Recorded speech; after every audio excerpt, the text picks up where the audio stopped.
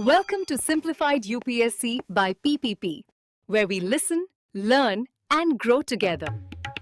Detailed lecture notes in English and Hindi, plus practice questions for prelims and mains, only on our Telegram channel. Link in description. Like and subscribe for more. Simplified UPSC by PPP channel पर आप सभी का स्वागत है। आज हम एक महत्वपूर्ण विषय पर गहराई से बात करेंगे। एनसीईआरटी भूगोल कक्षा 12 मानव भूगोल के मूल सिद्धांत का अध्याय 6 द्वितीयक क्रियाएं। नमस्कार। हाँ, सेकेंडरी एक्टिविटीज यानी वो सब काम जो कच्चे माल को तैयार माल में बदलते हैं। यूपीएससी के लिहाज से ये चैप्टर काफी अहम है। बिल्कुल। तो हमारा उद्देश्य रहेगा कि इस अध्याय के जो कोर कॉन्सेप्ट्स हैं उन्हें प्रीलिम्स और मेंस दोनों परीक्षाओं के नजरिए से समझें। शुरुआत करते हैं एकदम बेसिक से। ये द्वितीयक क्रियाएं आखिर हैं क्या और ये प्राथमिक क्रियाओं से अलग कैसे हैं? देखिए, प्राथमिक क्रियाएं सीधे प्रकृति से जुड़ी हैं, जैसे खेती, खनन। द्वितीयक क्रियाएं इन प्राथमिक उत्पादों को लेती हैं, उन पर काम करती हैं और उन्हें ज्यादा उपयोगी, ज्यादा मूल्यवान बनाती हैं, जैसे कपास से कपड़ा बनाना या लकड़ी से फर्नीचर। मतलब वैल्यू एडिशन, मूल्यवर्धन, यही इनका सार है। हाँ, बिल्कुल। यही वो प्रक्रिया है जो कच्चे माल को फिनिश्ड गुड्स में बदलती है और अर्थव्यवस्था में मूल्य बढ़ाती है। इसी से जुड़ा शब्द है विनिर्माण, यानी मैन्युफैक्चरिंग। मैन्युफैक्चरिंग मतलब हाथ से या मशीन से बनाना। सही। हालांकि उद्योग या इंडस्ट्री शब्द का दायरा इससे भी बड़ा हो सकता है। कभी-कभी हम मनोरंजन उद्योग या पर्यटन उद्योग की भी बात करते हैं जो सेवा क्षेत्र में आते हैं। पर आज हम मुख्य रूप से विनिर्माण पर ही फोकस करेंगे। ठीक है, तो चलिए आधुनिक बड़े पैमाने के विनिर्माण मतलब मॉडर्न लार्ज स्केल मैन्युफैक्चरिंग की विशेषताओं को समझते हैं। ये पुराने तरीकों जैसे हाथ से कारीगरी करने से कैसे अलग है? ये एक बहुत बड़ा शिफ्ट है। पहले होती थी क्राफ्ट विधि। एक कारीगर, मान लीजिए एक जुलाहा, वो धागे से लेकर पूरा कपड़ा खुद बनाता था। इसमें हुनर था पर उत्पादन बहुत सीमित था। हाँ, धीमा भी। इसके बिल्कुल विपरीत है मास प्रोडक्शन, यानी बड़े पैमाने पर उत्पादन। इसमें काम को छोटे छोटे हिस्सों में बांट दिया जाता है। एक मजदूर शायद सिर्फ एक ही पुर्जा बार बार फिट करेगा, जिसे असेंबली लाइन कहते हैं। बिल्कुल। फोर्ड ने इसे लोकप्रिय बनाया। इससे दो चीजें हुई। एक तो स्टैंडर्डाइज पार्ट्स बनने लगे, यानी हर पुर्जा बिल्कुल एक जैसा, इंटरचेंजेबल। और दूसरा, उत्पादन की गति और मात्रा बहुत ज्यादा बढ़ गई, लागत कम हो गई। और इस सबके पीछे है यंत्रीकरण, मैकेनाइजेशन, मशीनों का अधिकाधिक प्रयोग। हाँ, ऑटोमेशन तक। और साथ ही टेक्नोलॉजिकल इनोवेशन, नई तकनीकें, बेहतर प्रक्रियाएं, रिसर्च एंड डेवलपमेंट, R&D। ये आधुनिक उद्योगों की आप कह सकते हैं जान है। लगातार इनोवेशन जरूरी है। फिर आता है संगठनात्मक ढांचा और स्तरीकरण, ऑर्गेनाइजेशन और स्ट्रैटिफिकेशन। ये सिर्फ मशीनें नहीं हैं, ये जटिल व्यवस्थाएं हैं। बिल्कुल, इनमें लेबर का डिवीजन होता है, एक पूरी मैनेजमेंट हायरार्की होती है, जिसे एग्जीक्यूटिव ब्यूरोक्रेसी कहा गया है। बहुत ज्यादा पूंजी लगती है, बड़े संगठन होते हैं। और एक बहुत महत्वपूर्ण और शायद विवादास्पद विशेषता है अनइवन जियोग्राफिक डिस्ट्रीब्यूशन, असमान भौगोलिक वितरण। ऐसा क्यों है कि दुनिया की ज्यादातर इंडस्ट्रीज कुछ ही इलाकों में केंद्रित हैं? हाँ, एनसीईआरटी में भी ये पॉइंट है कि दुनिया के 10% से भी कम भूभाग पर ये उद्योग केंद्रित हैं। ये इलाके आर्थिक और राजनीतिक शक्ति के गढ़ बन जाते हैं। पर यह संकेंद्रण क्यों? क्या सिर्फ कच्चे माल की वजह से? नहीं, सिर्फ कच्चा माल नहीं। इसमें कई चीजें काम करती हैं। बाजार तक पहुंच, कुशल श्रम की उपलब्धता, ऊर्जा के स्रोत, परिवहन, सरकारी नीतियां और हाँ, पूंजी की उपलब्धता। जहां ये सब चीजें मिलती हैं, उद्योग वहीं खींचे चले आते हैं। तो एक तरह से ये प्रक्रिया खुद को मजबूत करती जाती है। जहां उद्योग लगे वहां और सुविधाएं बढ़ीं और फिर और उद्योग आए। बिल्कुल, इसे एग्लोमरेशन इकोनॉमीज भी कहते हैं, जिसकी बात हम आगे करेंगे। अच्छा, प्रीलिम्स के लिहाज से कुछ टर्म जरूर याद रखने चाहिए। Mass production, standardisation, division of labour. और कुछ प्रमुख औद्योगिक क्षेत्र जैसे जर्मनी का रूर या भारत का छोटा नागपुर पठार। यहीं पर एक मेंस का सवाल जोड़ा जा सकता है जो अक्सर पूछा जाता है। आधुनिक बड़े पैमाने पर विनिर्माण की प्रमुख विशेषताओं का विश्लेषण करें और भारत में क्षेत्रीय विकास असमानताओं, रीजनल डेवलपमेंट डिस्पैरिटीज के लिए उनके नेतार्थों पर चर्चा करें। अच्छा सवाल है। देखिए, विश्लेषण ये होगा कि आधुनिक उद्योगों को चाहिए विशेष कौशल, उन्नत तकनीक, भारी पूंजी और बेहतरीन इंफ्रास्ट्रक्चर, ये चीजें हर जगह समान रूप से उपलब्ध नहीं होती। तो उद्योग वहीं लगते हैं जहां ये सब मिले, जैसे बड़े शहर या औद्योगिक गलियारे। हाँ, नतीजा ये होता है कि वो क्षेत्र तो तेजी से विकास करते हैं, लेकिन बाकी क्षेत्र पिछड़ जाते हैं और क्षेत्रीय असमानता बढ़ती है। भारत में ये साफ दिखता है।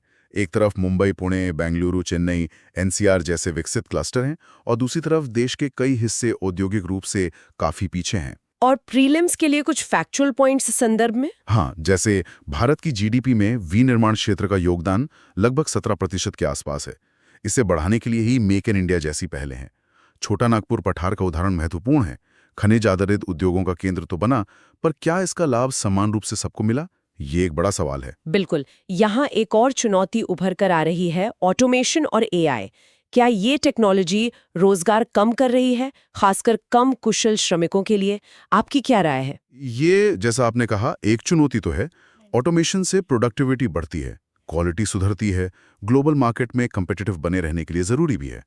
पर यह भी सच है कि रिपेटिटिव नेचर की जॉब्स इससे खत्म हो सकती हैं।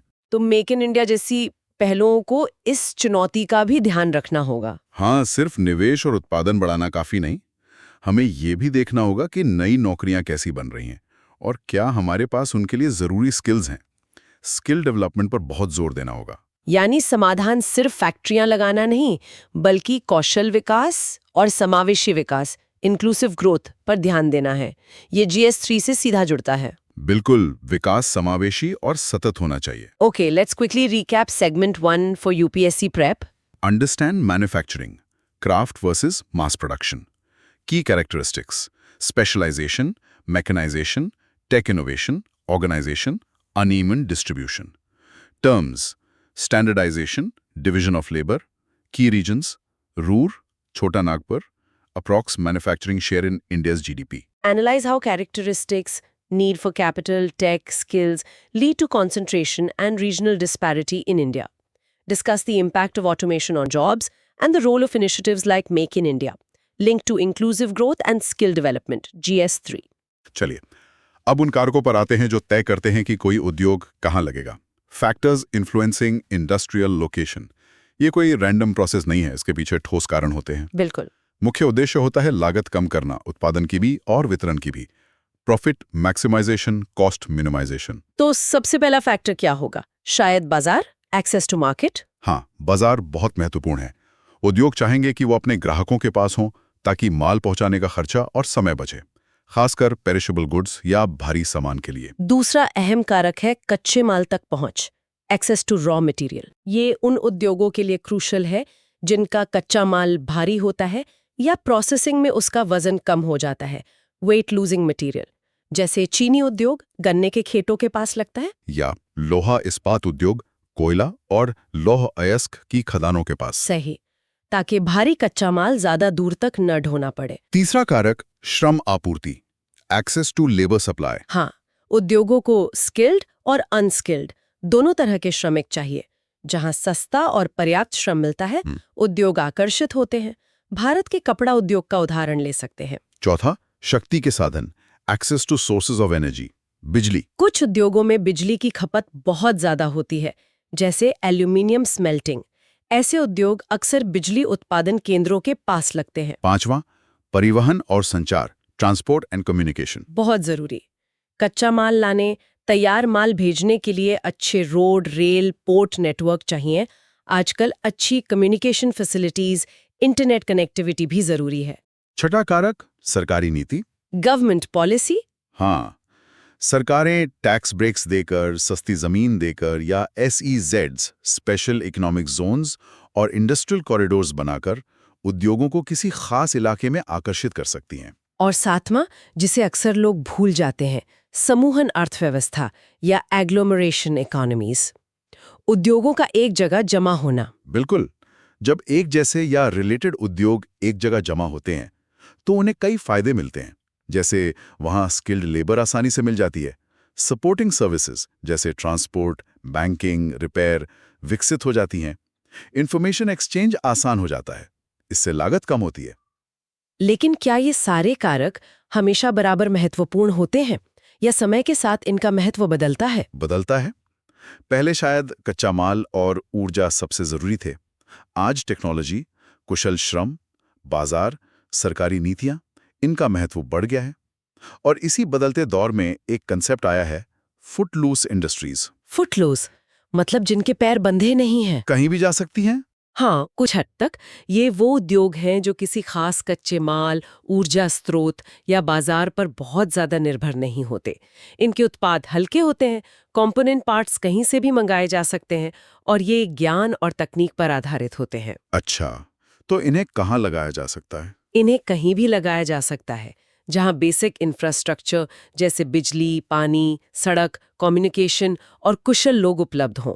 परिवहन लागत इनके लिए बहुत बड़ा फैक्टर नहीं होती। उदाहरण? Software industry, electronics assembly, diamond processing, कई आईटी इनेबल्ड सर्विसेज। प्रीलिम्स के लिए फुटलूज इंडस्ट्रीज का मतलब और उदाहरण याद रखना जरूरी है और भारत के औद्योगिक प्रदेशों को इन कारकों से जोड़कर देखना चाहिए।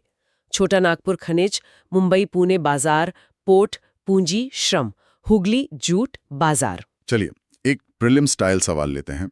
निम्नलिखित में से कौन सा कारक लौह और इस्पात उद्योग की अवस्थिति के लिए सामान्यतः सबसे महत्वपूर्ण माना जाता है? ए बाजार, बी कच्चा माल, सी कुशल श्रम, डी सरकारी नीति। जैसा हमने डिस्कस किया, लौह अयस्क और कोयला भारी और वेट लूजिंग होते हैं, तो जवाब होगा बी कच्चा माल। परिवहन लागत बचाने के लिए ये उद्योग कच्चे माल के स्रोत के पास ही लगते हैं। Right, let's summarize segment 2. Key location factors: market, raw material, especially weight losing concept, labor, energy, transport, government policy, SEZs, corridors, agglomeration economies. Understand the concept. Footloose industries. Definition and examples: software, electronics, diamond processing. Link factors to Indian regions: Chota Nagpur, Mumbai, Pune, Hooghly. Analyze the interplay and changing relative importance of location factors. Role of government policies, understand the concept, implications, and growing relevance of footloose industries in a globalized, tech-driven economy. अब उद्योगों को और बेहतर समझने के लिए उन्हें classify करते हैं, उनका वर्गीकरण करते हैं। यूपीएससी के लिए ये क्लासिफिकेशन समझना बहुत जरूरी है। एनसीईआरटी में कई आधार दिए गए हैं। सबसे पहले आकार के आधार पर, बेस्ड ऑन साइज। इसमें 3 मुख्य प्रकार हैं। एक, कुटीर उद्योग, कॉटेज इंडस्ट्रीज।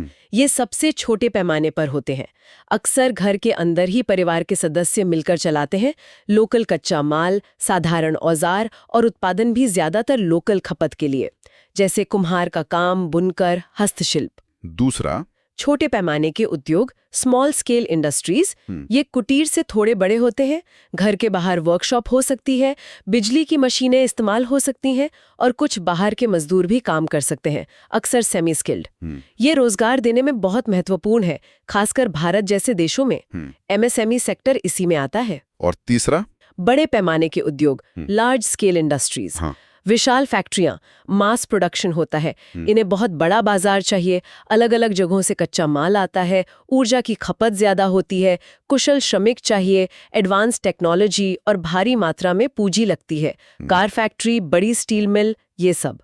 ठीक है। दूसरा वर्गीकरण है कच्चे माल के आधार पर, based on inputs, raw materials.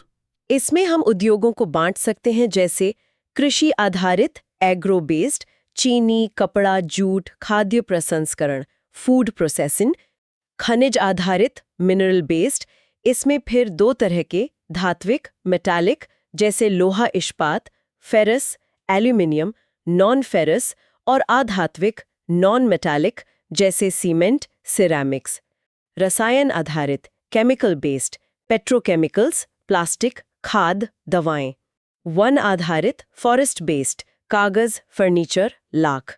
पशु आधारित, एनिमल बेस्ड, चमड़ा, ऊनी वस्त्र, डेयरी उत्पाद। काफी स्पष्ट है।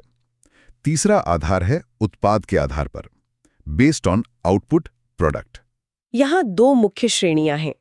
आधारभूत उद्योग, बेसिक इंडस्ट्रीज, वो उद्योग जिनके उत्पाद दूसरे उद्योगों के लिए कच्चे माल का काम करते हैं, जैसे लोहा इस्पात। इन्हें की इंडस्ट्रीज भी कहते हैं। उपभोक्ता वस्तु उद्योग, कंज्यूमर गुड्स इंडस्ट्रीज, ये वो सामान बनाते हैं जो सीधे उपभोक्ता इस्तेमाल करते हैं, कपड़े, साबुन, टीवी, बिस्कुट। और आखिरी आधार है स्वामित्व, बेस्ड ऑन ओनरशिप। मालिक कौन है? इसमें आते हैं सार्वजनिक क्षेत्र, पब्लिक सेक्टर, जब सरकार मालिक हो, PSUs जैसे सेल, ONGC, निजी सेक्टर, प्राइवेट सेक्टर, जब कोई व्यक्ति या निजी कंपनी मालिक हो, जैसे टाटा, रिलायंस, संयुक्त क्षेत्र, जॉइंट सेक्टर, जब सरकार और निजी क्षेत्र मिलकर चलाएं, संयुक्त क्षेत्र, और कभी-कभी सहकारी क्षेत्र भी गिना जाता है, जैसे अमूल। अच्छा, ये समझना जरूरी है कि ये वर्गीकरण म्यूचुअली एक्सक्लूसिव नहीं है। एक ही उद्योग कई कैटेगरीज में आ सकता है। बिल्कुल, जैसे एक बड़ी कार कंपनी लार्ज स्केल भी है, मिनरल बेस्ड और केमिकल बेस्ड भी है, कंज्यूमर गुड्स भी बनाती है और प्राइवेट सेक्टर की भी हो सकती है। मेंस के लिए भारत में MSMEs का रोल और उनकी चुनौतियां, public sector vs private sector की डिबेट, GS3 का हिस्सा, ये सब मुद्दे यहीं से जुड़ते हैं। Okay, let's do a quick recap for segment 3। Classifications based on size, cottage, small, large, characteristics and examples, MSME acronym. Inputs, agro, mineral, metallic, non-metallic, chemical, forest, animal examples for each. Output, basic key versus consumer goods. Understand the difference. Ownership, public, PSU, private, joint, cooperative examples. Significance of MSMEs in Indian economy, employment, regional balance, and their challenges. Analyze the role, performance debate of public versus private sectors, GS3 link. Understand how these classifications overlap. अब बात करते हैं एक बड़े बदलाव की। औद्योगिक परिदृश्य कैसे बदल रहा है। पारंपरिक, जिन्हें धुएं वाली चिमनी वाले उद्योग, स्मोक स्टैक इंडस्ट्रीज कहा जाता है, उनसे हटकर हम ज्ञान आधारित हाई टेक्नोलॉजी इंडस्ट्री की ओर बढ़ रहे हैं। हाँ, ये बहुत महत्वपूर्ण ट्रांजिशन है। पारंपरिक बड़े पैमाने के औद्योगिक प्रदेश अक्सर कोयला क्षेत्रों के पास बसे होते थे, जहां भारी उद्योग, लोहा इस्पात, भारी इंजीनियरिंग, रसायन, पारंपरिक टेक्सटाइल पनपे। और इन इलाकों की एक खास पहचान होती थी, शायद घना बसाव, प्रदूषण, पुरानी पड़ती फैक्ट्रियां। बिल्कुल, रोजगार तो मिलता था, पर अक्सर पर्यावरण की कीमत पर। और जब ये उद्योग पुराने पड़ने लगते थे या वैश्विक प्रतिस्पर्धा में पिछड़ने लगते थे, तो इन इलाकों में बेरोजगारी, पलायन और औद्योगिक खंडर, डेरेलिक्ट लैंड जैसी समस्याएं खड़ी हो जाती थीं। जर्मनी का रूर क्षेत्र इसका क्लासिक उदाहरण है। हाँ, कभी यूरोप का औद्योगिक हृदय, कोयले और स्टील पर आधारित, लेकिन फिर कोयले का महत्व घटा, उद्योग बंद हुए और रूर को भारी संकट झेलना पड़ा। पर उन्होंने रिमार्केबल तरीके से खुद को बदला। कैसे? उन्होंने कोयला खदानों को बंद करके वहां नए उद्योग लगाए, जैसे chemical, automobile, technology parks, universities. पर्यावरण सुधारा। आज वो नया रूर कहलाता है और ये दिखाता है कि औद्योगिक क्षेत्रों का ट्रांसफॉर्मेशन संभव है। और इस बदलाव के दूसरे छोर पर है उच्च प्रौद्योगिकी उद्योग, हाई टेक्नोलॉजी इंडस्ट्री। ये आज की सबसे एडवांस्ड इंडस्ट्रीज हैं। इनका जोर मैन्युफैक्चरिंग से ज्यादा R&D, रिसर्च एंड डेवलपमेंट पर होता है। इनमें काम करने वाले लोग हाईली स्किल्ड प्रोफेशनल्स होते हैं, जिन्हें सफेद कॉलर श्रमिक कहा जाता है। और इनकी फैक्ट्रियां भी वैसी नहीं होती। नहीं, बिल्कुल नहीं। पुरानी फैक्ट्रियों की तरह धुआं या गंदगी नहीं। साफ सुथरे फैले हुए कैंपस होते हैं और अक्सर ऑफिस और लैब का मिश्रण। ये कम प्रदूषण करते हैं और अक्सर शहरों के बाहरी इलाकों में या विशेष रूप से बनाए गए टेक्नोलॉजी पार्क्स में स्थित होते हैं। इन्हीं को टेक्नोपोलिस कहते हैं। हाँ, तकनीकी ध्रुव या टेक्नोपोलिस, ये ऐसे सेंटर्स होते हैं जहां हाईटेक कंपनियां, रिसर्च संस्थाएं और कुशल लोग एक जगह जमा होते हैं, एक पूरा इकोसिस्टम बनाते हैं। सबसे प्रसिद्ध उदाहरण है अमेरिका की सिलिकॉन वैली। सिएटल के पास सिलिकॉन फॉरेस्ट भी है। भारत के संदर्भ में इसे कैसे देखें? क्या हमारे पुराने औद्योगिक क्षेत्र जैसे हुगली या कानपुर रूर जैसे ट्रांसफॉर्मेशन से गुजर रहे हैं, और भारत के अपने टेक्नोपोलिस कहाँ उभर रहे हैं? भारत में भी ये ट्रेंड दिख रहा है। पुराने केंद्र जैसे हुगली जूट या कानपुर चमड़ा टेक्सटाइल अपने पारंपरिक उद्योगों के संकट से जूझ रहे हैं और डाइवर्सिफिकेशन की कोशिश कर रहे हैं। दूसरी ओर बेंगलुरु तो खैर है ही। हैदराबाद, पुणे, NCR, गुड़गांव, नोएडा भारत के बड़े टेक्नोपोलिस बन चुके हैं, खासकर IT, बायोटेक, इलेक्ट्रॉनिक्स में। इनके पनपने के पीछे क्या कारण है? कई कारण हैं। सरकार की नीतियां, अच्छे शिक्षण संस्थानों की मौजूदगी, वेंचर कैपिटल की उपलब्धता, अच्छा इंफ्रास्ट्रक्चर और स्किल्ड वर्कफोर्स का पूल। मेंस के नजरिए से ये इंडस्ट्रियल ट्रांजिशन नॉलेज इकोनॉमी का उदय और इसका क्षेत्रीय विकास पर प्रभाव समझना बहुत जरूरी है। लेकिन क्या इस हाईटेक ग्रोथ की राह में कोई चुनौतियां भी हैं भारत के लिए? चुनौतियां बिल्कुल हैं। पहली, इन उद्योगों को लगातार हाईली स्किल्ड लोगों की जरूरत पड़ती है। क्या हमारा एजुकेशन सिस्टम ये सप्लाई कर पा रहा है? दूसरी, R&D में भारी निवेश चाहिए।